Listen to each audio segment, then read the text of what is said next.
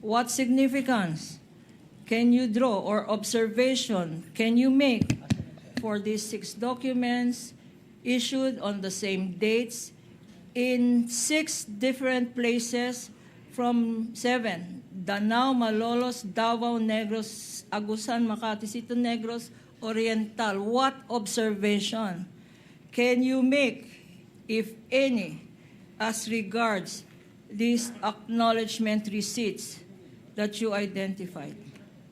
Based po dito sa mga acknowledgement receipts na to, lahat po sila is dated February 21, 2023, and naibigay po sila sa iba-ibang addresses po na nakalagay dito. You mentioned earlier on testimony that you have audited many national agencies, correct? Yes po. And at least 30, if I recall right. At least 30 national agencies? Opo. Okay. Based on your evaluation,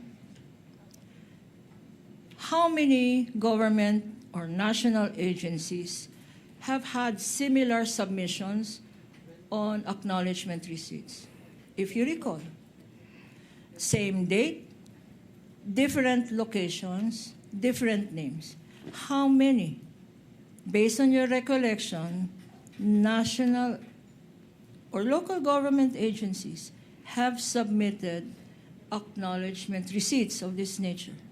Hindi ko na po mabilang, pero may mga nagsasabit din po ng acknowledgement receipts po. Ang tanong sa'yo, acknowledgement receipts na pare-parehong araw, pero iba-ibang location. Meron ka bang maalala? Parang wala. Wala naman po. Okay.